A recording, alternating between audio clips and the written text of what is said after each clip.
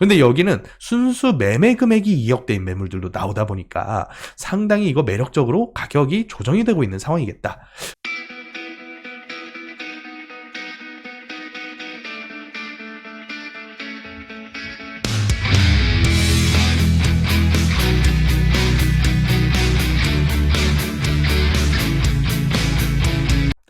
안녕하세요. 부동산 해결사 솔로몬입니다.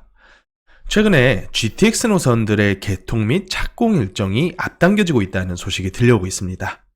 GTX A 노선은 원래 내년 4월 개통 예정이었는데 한 달가량 앞당겨졌고요. B, C 노선도 착공 일정이 1년 이상 앞당겨져서 내년 초 착공이 될 예정입니다. 이런 이슈들은 물론 내년 4월에 있을 총선, 이 총선을 대비한 정치적인 이벤트라고 보여지긴 하는데요. 교통이라는 이슈 자체가 지역시장에서 굉장히 파괴력 있는 이슈가 될 수 있기 때문에 오늘은 GTX의 효과에 대해서 한번 따져볼까 합니다. 그 중에서 이제 황금 노선이라고 불리죠. GTX A 노선 내년 3월 개통 예정이고요. 그래서 이 GTX A 노선들의 어떤 역인지에 따라서 그 효과가 서로 다를 거예요. 그래서 오늘은 그 역별로 상세하게 어떤 효과가 있을지에 대해서 한번 분석해 보도록 하겠습니다. 자, 우선 전체 GTX 노선들을 한번 쭉 훑어볼 텐데요. 이번에 개통할 GTX A 노선은 파주 운정부터 동탄, 화성 동탄 신도시를 잇는 노선이고요. 서울에서 정차하는 역은 연신내역과 서울역, 그리고 삼성역과 수서역까지 총 4개 역을 지납니다. 서울 남부에서는 동탄을 출발해서 용인을 지나 성남을 통과해서 수서 다다르게 되겠고요. 서울 북부 쪽으로는 연신내에서 출발해서 이제 3기 신도시가 들어오게 되면 창릉역 개통하겠고요. 창릉역 넘어서 대곡역, 그리고 일산 킨텍스, 거기다가 파주 운정까지 총 11개의 역을 지나는 노선으로 계획이 되어 있습니다. 그리고 B노선 같은 경우에는 동서를 잇는 노선이죠. 송도를 출발을 해서요, 쭉 흘러오면서 신도림 거쳐서 서울역 거쳐서 청량리 지나서 남양주 마석 일대까지, 그리고 C노선 같은 경우에는 양주 덕정을 출발을 해서 청량리 지나서 삼성역 지나서 수원까지, 또 D노선 같은 경우에는 김포 장기를 출발을 해서요, 장기를 지나서 일단은 부천 종합운동장까지는 확정이 되어 있는데 그 이후의 노선은 아직 미정입니다. 팔당 쪽으로 넘어갈지 광주 곤지암 쪽으로 갈지, 그래서 이 부분은 연구 용역이 진행 중인 상태고요. 이 노선 같은 경우에는 검암역에서 출발을 합니다.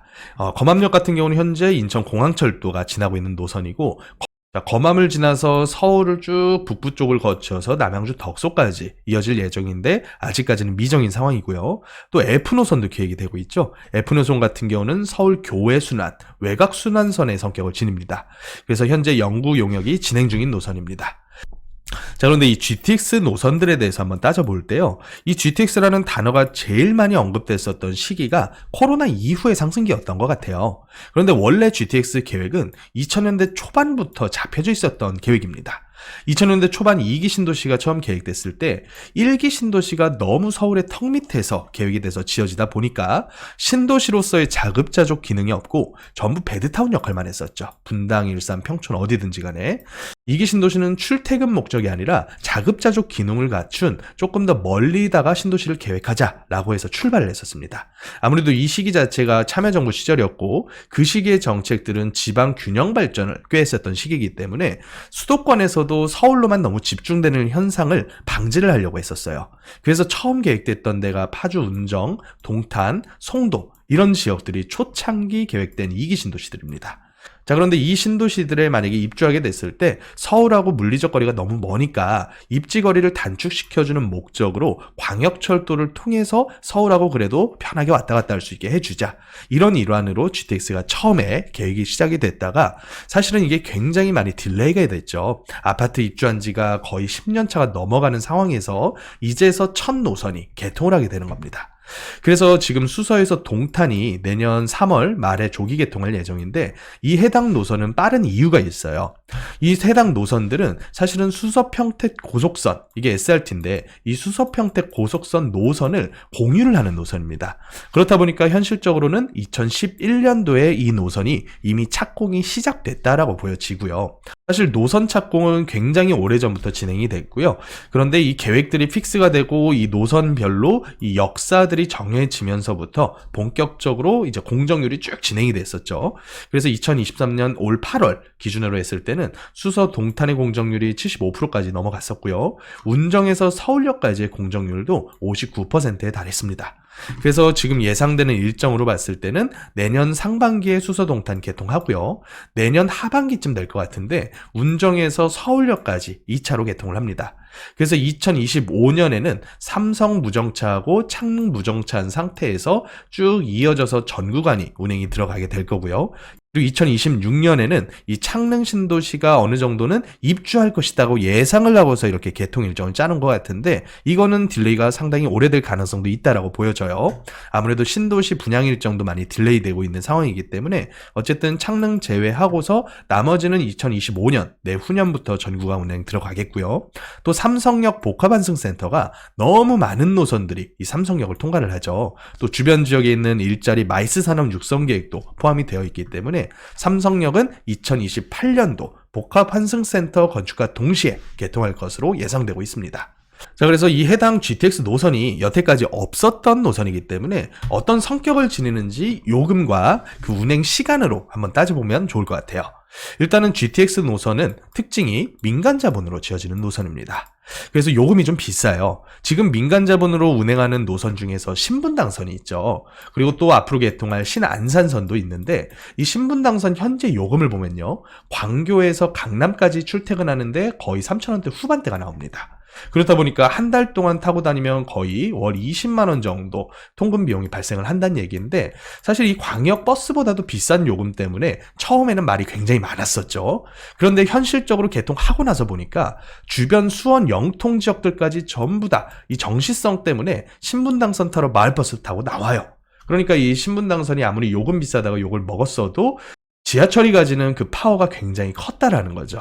GTX도 마찬가지입니다. GTX도 요금이 굉장히 비쌀 걸로 보여지고요. 수서에서 동탄까지가 편도 약 4,000원이고 이런 식으로 계속 운임이 조정되는 것이 쉽다 보니까 여기서 더 오를 가능성도 예상을 해야 됩니다. 그래서 수서에서 동탄까지 매일 타고서 통근을 했을 때는 20만 원대 정도 수준의 통근 비용이 발생할 것으로 예상이 됩니다. 그래서 이 GTX 요금이 일반 지하철 요금보다는 비싸지만 요새 이 인플레에 대비해서 너무 무리한 요금은 아니다라고 보여집니다. 그래서 어쨌든 개통만 하게 되면 적어도 동탄역 시범단지 안에 있는 단지들은 이 GTX 타고서 출퇴근하기 상당히 편리해질 것으로 보여지죠. 그리고 또 이제 운행 시간도 한번 체크를 해보면 원래는 GTX 운행 시간이 상당히 짧을 것으로 만들 예상을 했었는데 도시철도와 동일한 운행 시간을 가집니다. 새벽 5시부터 자정까지 총 19시간으로 계획이 되어 있고요. 여기 이제 첨2시라고 나와 있는데 이 첨2시가 러시아워를 의미를 해요. 그래서 러시아워 시기에는 상당히 짧은 운행 간격으로 운행이 될 거고요. 또 비첨 2시, 러시아가 아닌 시간에도 상당히 10분 안쪽에 짧은 운행 간격을 지니다 보니까 뭐 경의중앙선이라던가 이렇게 악명 높은 노선하고는 차원이 다른 상당히 훌륭한 노선이다라고 보여집니다. 자, 그런데 이 GTX 노선들이 쭉 이어지게 됐을 때 출발하게 되는 출발지 성격을 가지는 역이 있을 거고요. 도착하게 되는 도착지 성격을 가진 역이 있을 겁니다. 출발지는 아무래도 주거 위주로 형성되어 있는 신도시들이 위치를 하게 되겠고요. 또 도착역 성격 같은 경우는 업무 중심지겠죠, 아무래도. 그래서 성남역, 여기 성남역이 판교가 있다 보니까 출발지와 도착지 성격을 둘 다 지닐 것으로 보여지고요. 나머지는 수서역, 아무래도 도착지 성격이 더 짙겠죠. 그리고 삼성역, 업무 중심지죠. 서울역 일대, 여기 역시도 업무 중심지입니다. 그래서 이 네 군데의 역 정도가 도착지의 성격을 지니지 않을까 파악이 좀 되는데 나머지 역들 같은 경우는 아무래도 출발지 성격이 좀 더 아직까지는 강하지 않을까라고 예상해 볼 수가 있겠죠. 자, 그래서 이 출발지와 도착지가 각각 미치는 부동산에 대한 영향이 다를 것으로 예상이 되는데 아무래도 출발지는 주택 가격하고 밀접한 관계가 있을 겁니다. 주택 가격이 물리적 거리가 입지적 거리로 인해서 가까워졌다라고 했을 때는 상당히 높은 주택가격의 상승률이 예상이 되고요. 또 재건축의 호재라던가 분양가 인상 같은 이런 이슈들도 기대해 볼 수가 있겠죠. 또 한편으로는 전월세가의 상승을 꼽아볼 수가 있을 겁니다. 20-30분 거리 내에서 출퇴근 가능한 지역을 모두들 꿈꾸다 보니까 물리적으로는 30km대가 넘어가는 동탄 같은 지역도 20분대에 출퇴근 가능하다 그러면 비싼 전월세를 주고서라도 깔끔한 환경을 누리려고 이사 가시는 분들이 꽤 계실 거예요.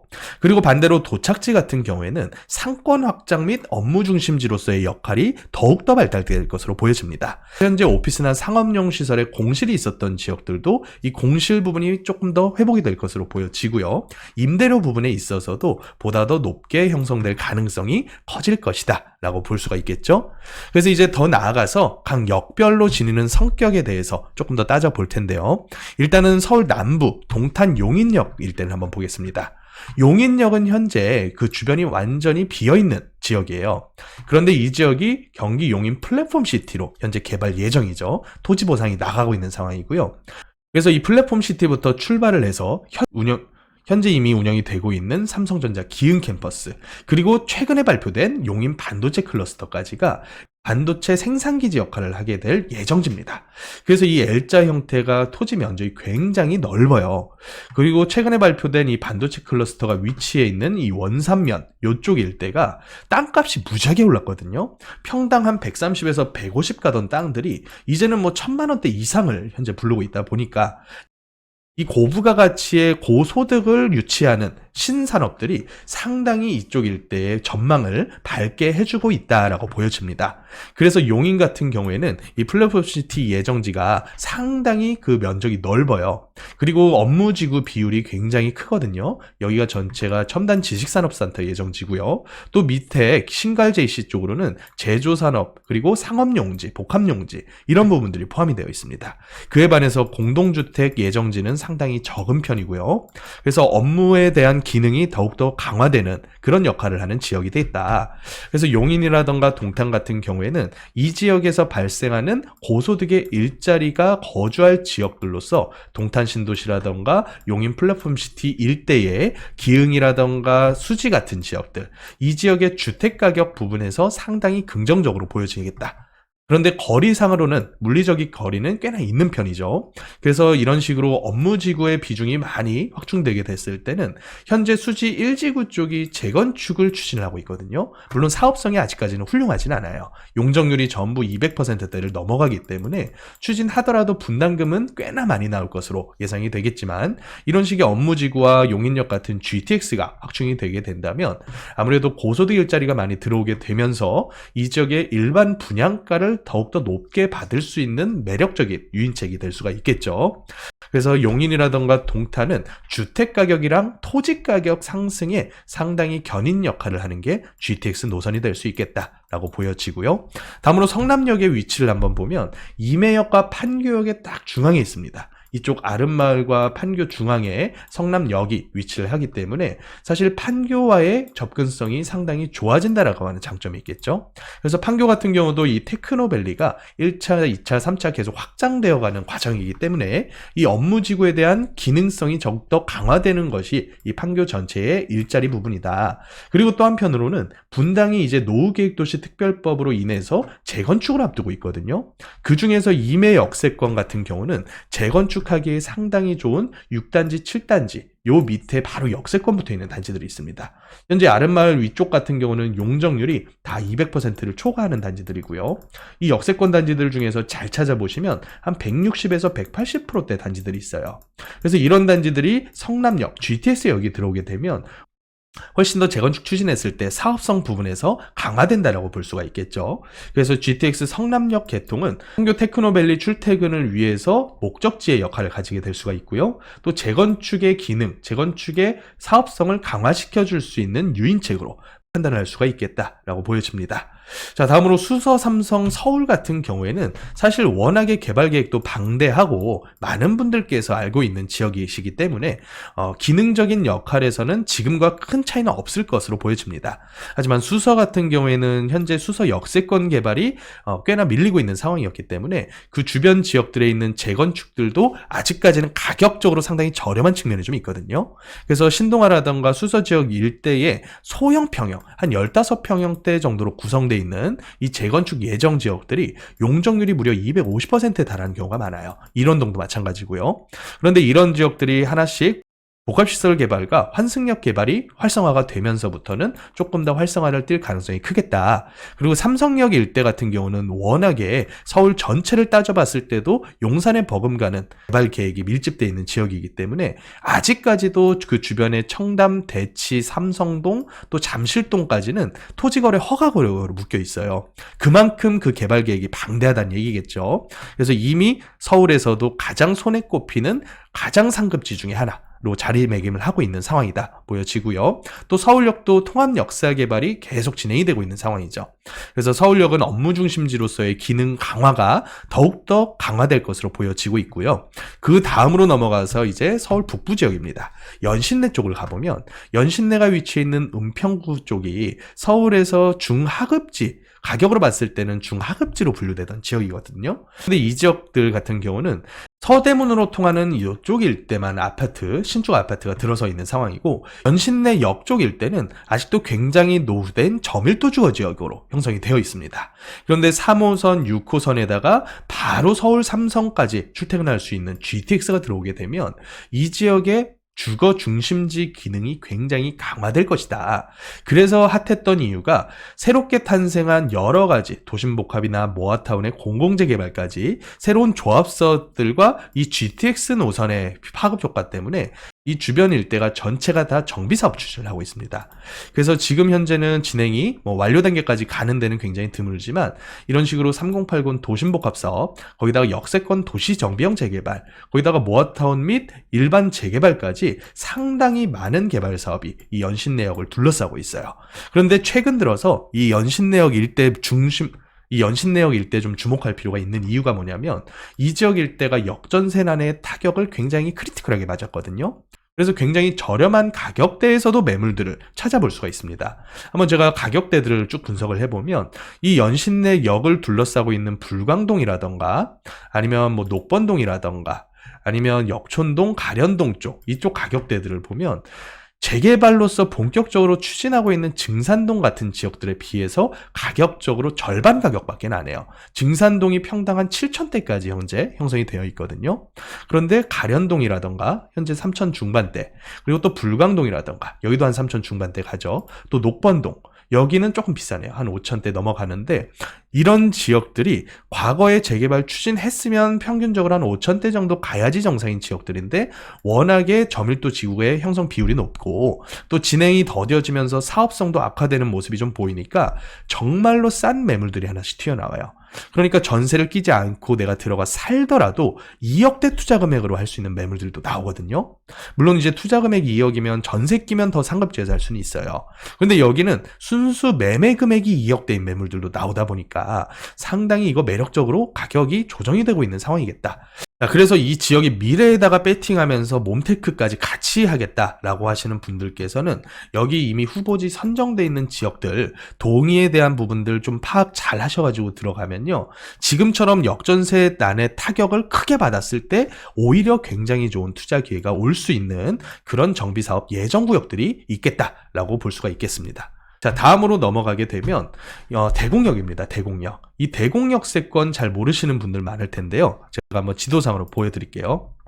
대곡역 세권 제가 지도상으로 한번 보여드리면 이쪽 지역이 아직까지 완전히 허허벌판입니다. 평지에다가 비닐하우스 촌이고 또 농업지역이고요. 그런데 왜 이런 지역에다가 무려 5개의 노선을 환승하게 해서 복합개발을 추진을 하고 있느냐. 심지어 몇 년 전에는 여기가 이런 식으로 복합개발이 되면서 국제업무지구까지도 추진을 했었던 지역이에요. 그래서 그 속에 있는 의미를 우리가 잘 파악을 해야 됩니다. 대곡역세권은요, 사실은 경의중앙선을 통해서 서울 넘어서 북한으로 통할 수 있는 노선이에요. 그래서 한때 북한과의 관계가 굉장히 좋았을 때는 이 대곡역을 육로를 통해서 들어오는 물류시설들의 거점 역할을 계획을 했었던 지역이에요.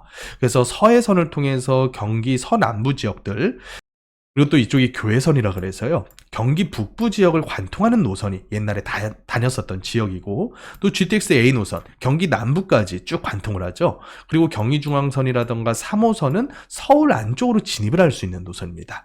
그래서 무려 5개의 노선을 이 대곡역에 넣었던 이유는 물류 기능을 강화를 하면서 거점 역할을 계획을 했었던 지역이다. 그래서 그 안에 계획된 토지 용도 지역들도 보면 주거 복합 지역에다가 지식 산업 용지까지, 거의 다 물류 용지까지 계획이 돼 있죠. 그래서 해당 지역이 지금은 이 개발 계획이 계속 딜레이 되고 있기는 하지만 아주 장기적으로 봤을 때 이런 지역 주변에다가 뭘 해야 되겠느냐? 토지를 사야 됩니다. 토지를 이 계획도시 안에서 보상 목적으로 사는 것이 아니라 이 계획지역과 바로 붙어있는 토지들 중에서 토지 구획 정리 안 돼 있는 토지들 위주로 해서 땅 잘 찾아보시면 수익률로 봤을 때는 굉장히 훌륭할 수 있는 그런 토지들이 꽤나 많습니다. 자, 그 다음으로는 킨텍스 쪽이죠. 킨텍스는 워낙에 오래전부터 업무 중심지로 추진이 됐었던 지역이고, 이 한류 월드 쪽이 굉장히 핫했었죠. 그래서 이 한류 월드 쪽하고 킨텍스 그 중앙에다가 현재 역사가 개발이 되고 있는데, 이쪽 지역에 GTX 노선이 들어오게 됐을 때는 일단은 여기 역시도 일산 신도시와 붙어 있죠. 주엽동이라던가 대화동 일대에 현재 재건축을 앞두고 있는 지역들이긴 하지만 용적률이 다 200% 근접해 있거나 넘어가는 단지들이에요. 그래서 이 지역들이 분당비에서는 사업성이 훨씬 떨어졌는데 GTX가 들어오게 되면 이 GTX가 가까운 몇몇 단지들은 재건축 진행했을 때 상당히 큰 호재가 될 수 있겠다. 그리고 바로 밑에 보면 장항지구라고 있어요. 위치 한번 보여드릴게요. 장항지구가 어딨냐면 여기가 이제 킨텍스 및 한류월드 부지인데 그 바로 밑에 붙어 있는 데가 바로 장항 도시개발 지역입니다. 자, 그래서 이 장항지구 같은 경우에는 방송영상 밸리와 더불어서 공공주택지구까지 계획이 되어 있는데 사실 공공주택의 사전 청약이 거의 마무리하는 단계예요. 84%까지 완료가 됐는데, 그래서 관심 가져야 될 물량은 공공 물량이 아니라 민간 물량이다. 근데 민간 물량이 이런 식으로 GTX 같은 교통 호재가 들어오게 되면 이 3,600여 가구 계속 딜레이 시키고 있었는데 이거 분양가 높아진다는 소리다 라고 생각하시면 될 것 같아요.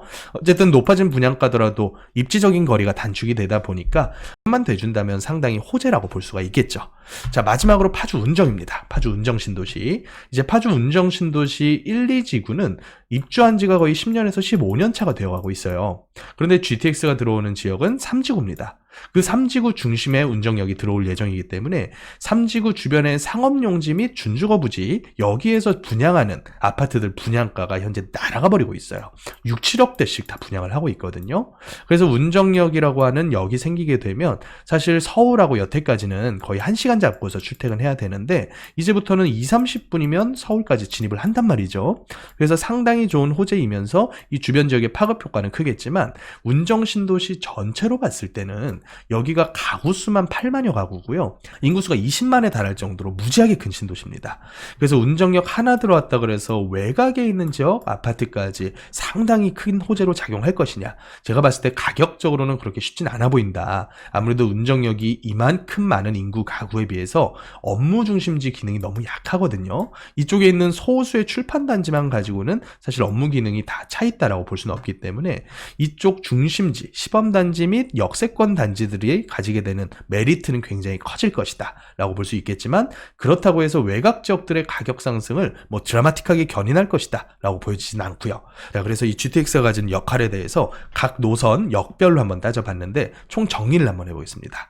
일단 서울 이남 노선 3개 역이 있었죠. 가장 먼저 성남역, 두 번째로 용인역, 그리고 동탄역까지. 이 3개의 역들은 첨단 제조업 노선이라고 보여집니다. 그래서 아까 반도체 클러스터를 잇는 L자형 반도체 개발, 이 핵심 지역을 통과하는 노선이다. 그래서 고부가 가치 및 고소득의 일자리가 많이 창출될 예정이기 때문에 주변 지역 주택 및 토지 가격 상승에 굉장히 유의미한 영향을 미치겠다라고 볼 수가 있고요. 또 서울역, 삼성역, 수서역 일대는 복합 중심지 기능이 더욱더 강화될 것이다. 그래서 앞서 설명드린 것처럼 상업 업무 용도 시설들에 대한 호재라고 볼 수가 있겠다. 그리고 또 위쪽 북쪽 라인 같은 경우에는 기능적으로 봤을 때 아직까지는 베드타운의 기능이 강한 그런 지역임을 감안해서 주택 가격의 상승에 유의미한 역할은 있을 수가 있겠다라고 볼 수가 있고요. 북쪽 라인 중에서 눈여겨보셔야 될 때는 연신내 역 쪽 일대에 있는 정비사업 예정지에 있는 소액투자 물건들, 그리고 또 이제 대곡지구 일대에 있는 토지들, 이런 부분들 한번 눈여겨보시면 좋을 것 같다. 그래서 어찌됐든지 이런 광역철도에 대한 부분은 상당히 긍정적으로 바라볼 필요가 있습니다. 어차피 신도시와 수도권 외곽 지역들의 가격 상승에 가장 큰 영향을 미치는 것은 두 가지, 교통과 일자리예요. 자, 그 중에서 여태까지 아예 노선이 없었던 지역에 만약에 교통이 들어오게 되면 그 효과는 굉장히 클 것으로 보여집니다. 그래서 앞으로 B노선, C노선까지 계획이 되어 있다 보니까 이 B노선, C노선 모든 노선들이 가지는 효과에 대해서 이런 식으로 세부적으로 따져보면서 투자하면 훨씬 더 좋은 결과를 나타낼 수 있지 않을까라고 보여집니다. 부동산 해결사 솔로몬이었습니다.